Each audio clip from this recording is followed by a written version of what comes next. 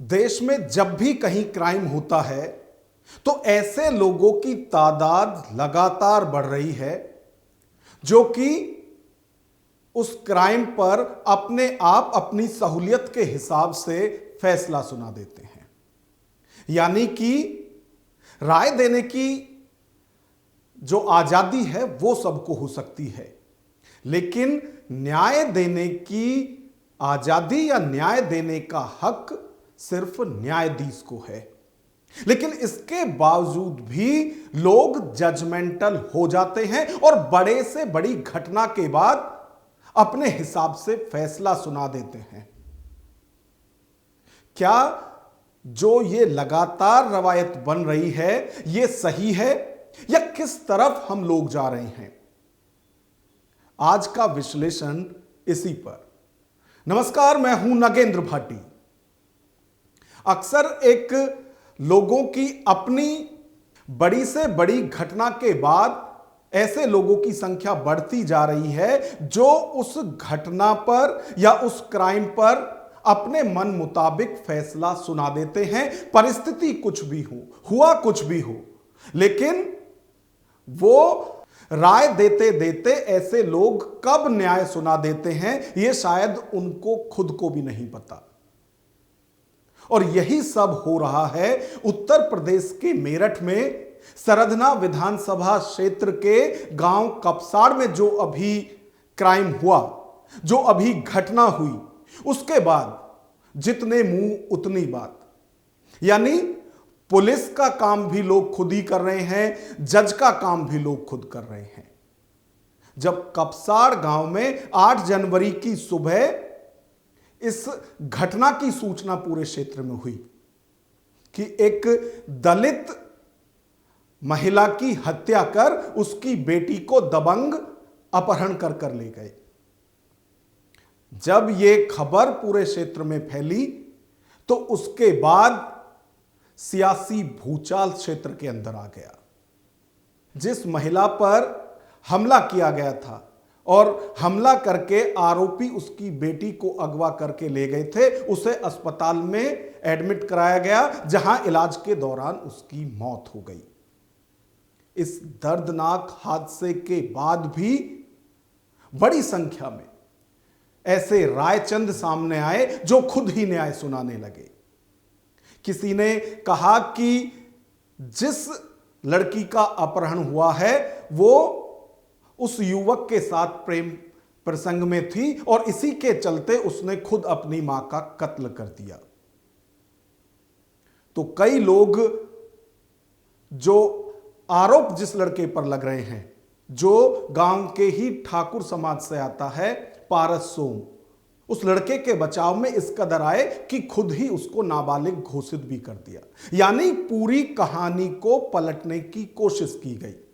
जो पीड़ित हैं उन पर ही आरोप लगाए जाने लगे कि जो पीड़ित लड़की है वही प्रेम प्रसंग के इस प्रकरण के चलते हुए ना सिर्फ उसने अपनी मां का कत्ल किया बल्कि वो उस नाबालिग लड़के को लेकर भाग गई।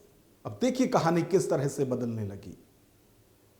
लेकिन पुलिस लगातार दावा कर रही थी और ऐसे लोगों को रोकने के लिए या ऐसी जो अफवाहें हैं वो ना फैले जिससे कि समाज में भड़कने की स्थिति हो, उसके लिए पुलिस की तरफ से भी लगातार कार्रवाई की जा रही थी और दावा किया जा रहा था कि पुलिस की 10 टीम दबिश के लिए लगी हुई है और पुलिस की तरफ से पूरी कोशिश की जा रही है। और क्योंकि मामला लगातार दलित बनाम स्वर्ण या दलित बनाम ठाकुर बनता हुआ दिखाई दे रहा था, तो कोई स्थिति ना बिगड़े इसके लिए पुलिस ने पूरे गांव को छावनी में तब्दील भी कर दिया था।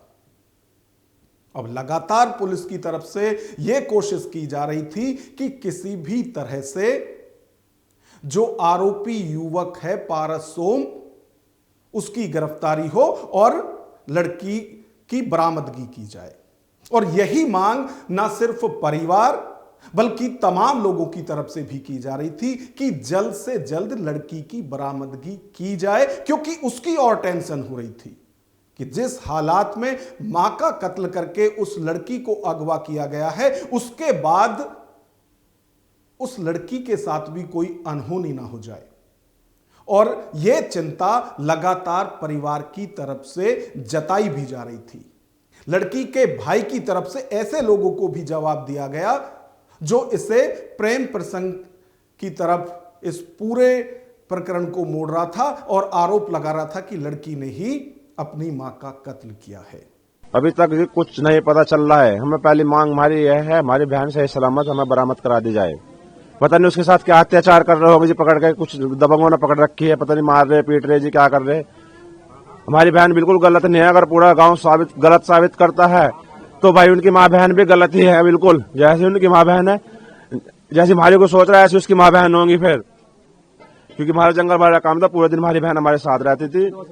गांव में जंगल में जाना, घर रहना और कहीं बाहर भीतर आ जाना कोई मैटर नहीं है जी। अब क्योंकि मामला सरधना विधानसभा क्षेत्र का था तो स्थानीय विधायक अतुल प्रधान भी वहां पहुंचे, लेकिन उनके साथ भी वहां धक्का मुक्की हुई, पुलिस की तरफ से रोका गया।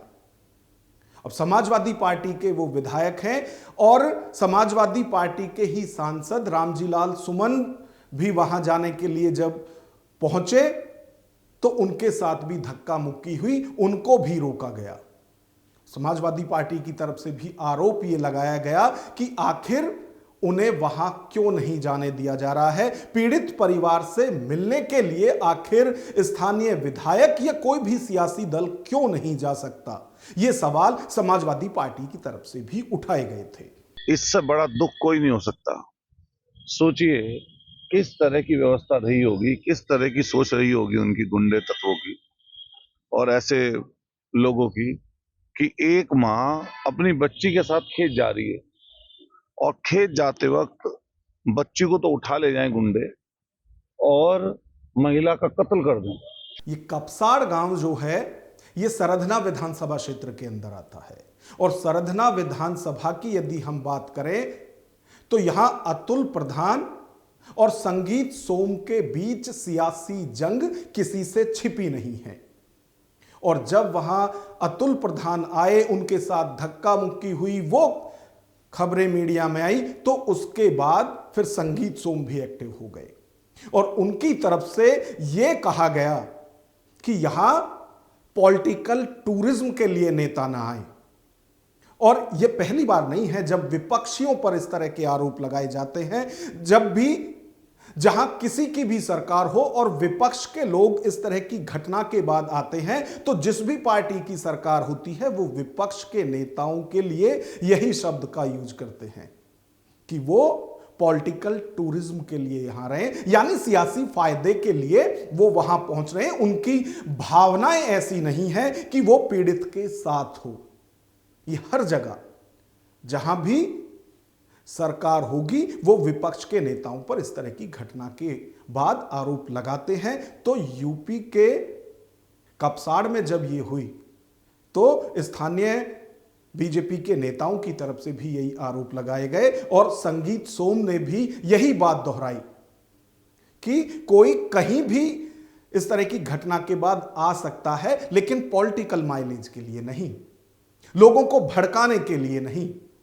और संगीत सोम ने तो यहां तक दावा किया कि इस मामले को दलित या ठाकुर से ना जोड़ें या किसी भी जाति के साथ जोड़कर इस मामले को ना देखें।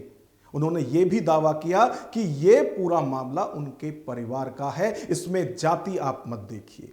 और जो भी आरोपी है, चाहे किसी भी जाति का है, किसी का भी समाज का है, उसे ऐसी सजा मिलेगी कि वो नजीर बन जाएगी। देखिए, सांत्वना देने सबको कल से परसों से सब लोग आ रहे हैं, सब लोग जा रहे हैं, किसी को कहीं नहीं रोका जा रहा है। लेकिन अगर आके राजनीति करेंगे, उल्टा सीधा भड़का के माहौल बिगाड़ने की कोशिश करेंगे तो वो तो संभव नहीं है ना, क्योंकि यहाँ सब परिवार के लोग हैं और जो पीड़ित परिवार है सबका एक ही उद्देश्य होना चाहिए, उसे न्याय मिले, उसे न्याय मिले। जो अपराधी है उसे सख्त से सख्त सजा मिले, जल्दी से जल्दी जेल जाए और पीड़ित परिवार को न्याय मिले। ये सबकी होनी चाहिए, लेकिन ये सोच नहीं होनी चाहिए कि केवल विवाद कराना है।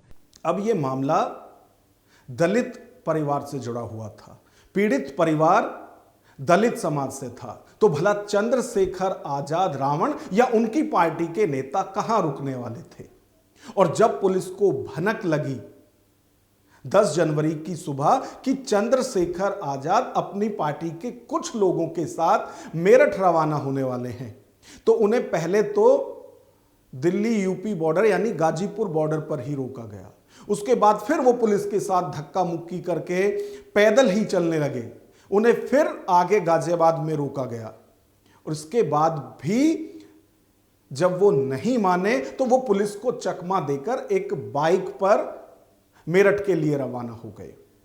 अब आप यहां देखिए कि जो पुलिस की तरफ से यहां दौड़ भाग मतलब की जा रही थी, यानी कोई सांसद यदि कहीं जाना चाहता है और जहां इतना बड़ा कांड हुआ हो तो उसे क्यों रोका जा रहा है, वो भी कहां मेरठ कहां गाजियाबाद, यहीं पर उन्हें रोकने की कोशिश की जा रही थी और इसी का विरोध चंद्रशेखर की तरफ से किया जा रहा था। और जिस तरह की उछल कूद सड़क पर देखने को मिली वो सबके सामने है, तस्वीरों में आप भी देख सकते हैं कि पुलिस चंद्रशेखर को रोकने की कोशिश करती है लेकिन वो इधर उधर से फिर कहीं पैदल ही दौड़ने लगते हैं, कभी तेज चलने लगते हैं। तो जो ये पुलिस और चंद्रशेखर के बीच जो ये भागदौड़ हो रही थी ये बेवजह की थी। ना पुलिस को ये सब करने की जरूरत थी और ना ही चंद्रशेखर की। और चंद्रशेखर की यदि बात करें तो उन्हें सिक्योरिटी मिली हुई है क्योंकि उनकी जान को कभी भी खतरा हो सकता है। इसके बावजूद भी वो भी अपनी सिक्योरिटी को लैप्स करते हुए बाइक से मेरठ तक पहुंचते हैं। अब आप यहां भी सोचिए कि जो भी सिक्योरिटी फोर्स लगी हुई है चंद्रशेखर के साथ, ये उनकी भी लापरवाही है कि आखिर उन्होंने अकेले कैसे जाने दिया। और ये लापरवाही चंद्रशेखर की खुद की भी है कि वो खुद भी अपनी जान को जोखिम में डालकर इस तरह से नहीं जा सकते हैं। तो जवाबदेही इस पर भी बननी चाहिए कि जब वो अपनी सिक्योरिटी छोड़कर अकेले बाइक पर किसी के साथ जाते हैं और रास्ते में यदि कुछ उनके साथ अनहोनी हो जाती तो उसकी जवाबदेही किसके लिए थी या किसकी बनती है। सियासत अपनी जगह हो सकती है और इस तरह के मुद्दों की यदि बात करें तो चंद्रशेखर हमेशा पीड़ितों के साथ रहते हैं और यहां भी उन्होंने पूरी कोशिश की। और जब पुलिस ने उन्हें मेरठ में ही रोक लिया टोल पर तो उसके बाद उन्होंने वहीं अपने साथियों के साथ अपनी बात रखी और साफ तौर से प्रशासन और सरकार को चेताया कि वो कपसाड़ जाना चाहते हैं। कपसाड़ मेरठ में है, पाकिस्तान में नहीं है। चंद्रशेखर ने यहां यह तक भी कहा कि समय बदलता है और वो हिसाब में पक्के हैं, ये सब सूद सहित लौटाया जाएगा। एक बार चंद्रशेखर को भी सुनिए। एक चुनाव सांसद कपसाड़ नहीं जा सकता। एक चुनाव सांसद ये शब्द आपके कान में और आपके बच्चों के, आपकी बहनों के, माओ के कान में गूंजने चाहिए जो मैं आपसे कह रहा हूं। क्यों कह रहा हूं याद रखना, एक चुनाव सांसद कपसाड़ नहीं जा सकता। क्यों? क्योंकि कपसाड़ पाकिस्तान में है, मेरठ में नहीं है। समय बदलेगा, मैं भी नहीं हूं, आप भी नहीं हो और सब लोग भी नहीं। किसी का सूद उदाहरण नहीं छोड़ूंगा, ठीक है, संभालो। ये जो पूरा प्रकरण है हम आपको सिलसिलेवार समझा रहे हैं। 8 जनवरी को सुबह ये घटना हुई, ये क्राइम हुआ, उसके बाद क्या क्या हुआ वो हम आपको लगातार बता रहे हैं। अब 10 जनवरी की सुबह ये चंद्रशेखर का प्रकरण था। उसके बाद उसी दिन देर शाम को पुलिस ने जिस पर आरोप लगे हैं पारस सोम, उसे रुड़की से रेलवे स्टेशन पर अरेस्ट किया और लड़की की बरामदगी भी वहीं की गई। उसके बाद जो कानूनी कार्रवाई है वो फिर आगे बढ़ी। दोनों के ही बयान भी दर्ज किए गए। यानी 11 जनवरी को पुलिस ने अपहरण लड़की और जो आरोपी है इस पूरे प्रकरण का पारस सोम, दोनों के ही बयान भी दर्ज किए। अब जब बयान दर्ज किए तो इसमें भी बातें अलग अलग तरह से आने लगी। हालांकि जो लड़की के बयान हैं वो बंद कमरे में हुए थे और वहां से ये बातें कहां तक आने लगी, जिसमें कि चाहे बचाव पक्ष की बात करें या फिर लड़की पक्ष की बात करें, दोनों तरफ से ही बातें सामने आई है। और यदि लड़की पक्ष की बात करें तो उनकी तरफ से यह कहा जा रहा है कि लड़की ने साफ तौर से इस पूरी घटना के पीछे पारस सोम को ही जिम्मेवार बताया है और उसने तो यहां तक भी कहा है कि वो मर जाएगी लेकिन झूठ नहीं बोलेगी। तो लड़की पक्ष की तरफ से दावा किया जा रहा है कि पूरे जो गवाही है या पूरा जो बयान है वो लड़के के विरोध में है। वहीं बचाव पक्ष के वकील की तरफ से इसके उलट दावा किया जा रहा है और वो भी दावा कर रहे हैं अपने सूत्रों के आधार पर। तो बचाव पक्ष के वकील की तरफ से यह कहा जा रहा है कि लड़की ने पारस सोम यानी आरोपी लड़के का बचाव किया है और इसमें वो भी दलील ये दे रहे हैं कि उनके सूत्रों से उन्हें पता चला है, भले ही ये पूरी जो कार्रवाई है वो बंद कमरे में हुई हो। तो एक बार पारस सोम का जो वकील है उसको भी सुनिए। फेवर में दिए हैं बयान और लड़के के फेवर में। और जो बलकट्टी वाली बात है, तो बलकट्टी वाली बात पे ये था कि उसने कहा कि मतलब मेरे जो छीना झपटी के उसमें वो बलकट्टी मेरी मम्मी के लग गई। वकील साहब लड़की के बयान बंद कमरे में होते हैं तो आपको कैसे पता चला कि नहीं यार, सब लोगों के अपने अपने सूत्र होते हैं। उसके हवाले से जैसे आपके भी सूत्र हैं उनसे पता लग जाता है, तो हमारे भी यहाँ सूत्र हैं उसके हवाले से पता लग जाता है। ना अपहरण नहीं हुआ था, लड़की का यही कहना है कि मतलब जो है मैं लड़के के साथ जो है सहमति पंचायत के माध्यम से भी गई हूँ। उसके लगभग 2 या 2.5 पेज का बयान है और मैं उसके माध्यम से गई थी। लड़के के पक्ष में है लगभग, पूर्ण रूप से तो नहीं कह सकते, लेकिन यह है कि लगभग जो प्री स्टेज है उसमें लड़के के फेवर में ही बयान है। अच्छा, इस पूरे मामले में जब यह घटना हुई 8 जनवरी को, उसके बाद बड़ी तादाद में ऐसे लोग भी सामने आए जिनकी तरफ से पुलिस की जांच से पहले ही या पुलिस कार्रवाई से पहले ही या फिर यहां तक भी कहें कि आरोपी लड़के की गिरफ्तारी और जो अपहृत लड़की है उसकी बरामदगी से पहले ही फैसला सुना दिया। ऐसे लोगों की संख्या कम नहीं थी जो लगातार ये ना सिर्फ राय दे रहे थे बल्कि अपनी तरफ से फैसला सुना रहे थे। न्यायाधीश का काम भी वो खुद ही कर रहे थे। वो कह रहे थे कि लड़की बालिग है और जो लड़का है आरोपी पारस सोम वो नाबालिग है। यानी कहानी को पलटने की कोशिश भी कई बार बीच में की गई और दावा यह किया गया कि प्रेम प्रसंग के चलते ही लड़की ने अपनी मां पर खुद हमला किया, यानी कि मां का कत्ल खुद उस लड़की ने किया और वो पारस के साथ चली गई।